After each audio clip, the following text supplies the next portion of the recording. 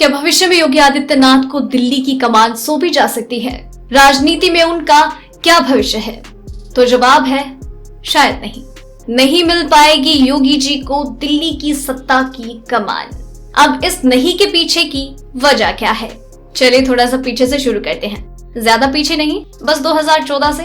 वास्तव में जब 2014 में बीजेपी ने मोदी जी के नेतृत्व में चुनाव लड़ने का फैसला किया, उस समय उन्हें बीजेपी के भीतर कुछ खास विरोध या प्रतिस्पर्धा का सामना नहीं करना पड़ा।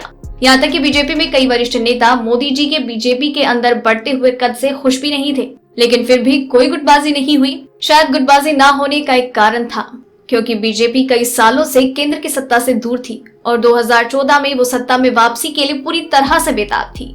बीजेपी के नेताओं को इस बात का आभास हो चुका था कि अगर बीजेपी को सत्ता में वापसी करनी है तो मोदी ही उसका एकमात्र विकल्प है। आम जनमानस के बीच में मोदी जी की लोकप्रियता अद्वितीय थी। इसका कारण शायद ये था कि लोग कांग्रेस के आए दिन सामने आने वाले घोटालों और उसकी नीतियों से उब चुके थे और उन्हें हर हालत में एक बदलाव चाहिए था। जनता को एक चमत्कारी नेता चाहिए था। मोदी जी का उस समय एक मानक ट्रैक रिकॉर्ड था। जनता को मोदी जी की विकास पुरुष की छवि, हिंदूवादी पहचान और ओजस्वी भाषण शैली ने प्रभावित किया। इस तरह से जनता को उसका चमत्कारी नेता मिल गया और बीजेपी को जनता के बीच बहने वाली लहर दिखने लगी। इसके बाद मोदी लहर ने क्या कमाल किया, इससे तो हर कोई परिचित है। अब सवाल के जवाब पर चलते हैं। पहले थोड़ा सा योगी जी के बारे में बात करते हैं। योगी आदित्यनाथ की पहली छवि एक कट्टर हिंदूवादी नेता के रूप में है। हमारे, आपके और ज्यादातर किसी के भी दिमाग में योगी आदित्यनाथ सुनते ही पहली छवि यही आती है। योगी लगभग 16 वर्ष के थे, एक सांसद रहे हैं गोरखपुर के और पिछले कुछ सालों से उत्तर प्रदेश के मुख्यमंत्री हैं। अपने अब तक के कार्यकाल में योगी की कुछ प्रमुख उपलब्धियों में अपराधियों पर अंकुश लगाना मात्र ही एक है। अपने 3 सालों के कार्यकाल में योगी ने ऐसा कुछ भी नहीं किया जिससे उन्हें एक विकास पुरुष कहा जा सके। ऐसा नहीं है कि विकास नहीं किया, लेकिन उसकी चाल और प्रकृति में कुछ बदलाव नहीं है। दूसरी बात पर गौर कीजिएगा कि योगी जी मोदी जी की तरह चहुमुखी वक्ता नहीं है। योगी कुछ विशेष विषयों पर बोलने में ही प्रभावशाली हैं। उत्तर प्रदेश सबसे बड़ा राज्य है और यहाँ पर चुनौतियाँ बहुत ज्यादा है, इसलिए आने वाले समय में भी हमें ज्यादा उम्मीद नहीं है। अमित शाह वर्सेस योगी आदित्यनाथ, ये भविष्य है और एक दिन होना ही है। अमित शाह किसी भी दिन योगी के ऊपर भारी पड़ेंगे। अगर योगी की झोली में यूपी में अपराध रोकने का श्रेय है तो शाह के पास पूरे देश में आतंकवाद, नस्लवाद और आए दिन होने वाले बम धमाके काफी हद तक कम करने का श्रेय है। मतलब अगर अमित शाह आगे नहीं हैं, तो बिल्कुल डटकर बराबरी में खड़े हैं। आगे फिर अमित शाह के पास कठोरतम और मुश्किल फैसले लेने का वैध श्रेय है। धारा 370, नागरिकता संशोधन अधिनियम, राष्ट्रीय नागरिक रजिस्टर, ट्रिपल तलाक और न जाने क्या क्या उनकी प्रोफाइल में है। योगी जी यहाँ पर बहुत पीछे हो जाते हैं। अमित शाह का कद दिन ब दिन बढ़ता जा रहा है बीजेपी में, जबकि योगी का ग्राफ रुक सा गया है।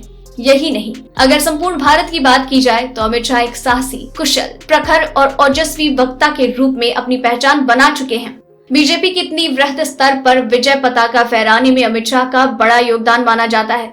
यहाँ तक कि लोग उन्हें बीजेपी का चाणक्य भी कहते हैं। दूसरी बात, बीजेपी का अध्यक्ष और फिर गृह मंत्री के रूप में अमित शाह पूरे देश की राजनीति और गवर्नेंस की बेहतर जानकारी रखते हैं।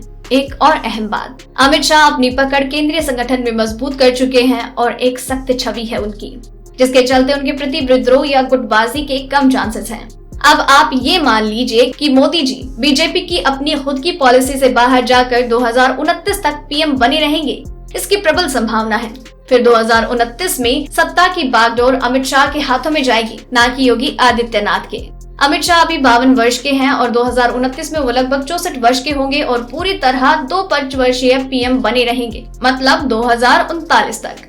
2039 में बीजेपी के अंदर बहुत सारी तेजस्वी और काबिल नेता उभर कर आ चुके होंगे और योगी जी का एक्सेप्टेंस कम होगा।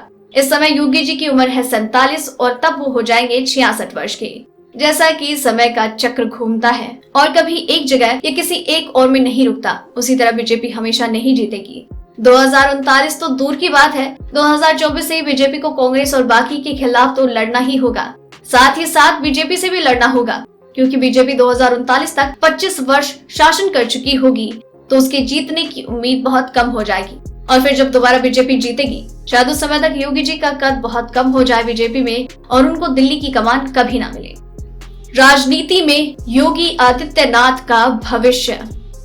ऐसा नहीं है कि अगर योगी जी पीएम नहीं बनेंगे तो उनका राजनीतिक भविष्य होगा ही नहीं। मेरे अनुसार अभी अगले 5 वर्ष भी योगी जी सीएम बने रहेंगे कम से कम। इसके बाद 1-2 पंचवर्षीय वो सीएम बने रह सकते हैं। बाद में हो सकता है कि वो बीच में अगर बीजेपी उत्तर प्रदेश हारती है तो वो केंद्र चले जाएं और कुछ महत्वपूर्ण मंत्रालय संभालें। आपको रिपोर्ट कैसी लगी हमें कमेंट सेक्शन में जरूर बताइएगा और इसी तरह की और भी कई खबरें जानकारी आप तक हर रात 9 बजे यूं ही पहुंचाते रहेंगे, इसलिए चैनल के साथ बने रहिए।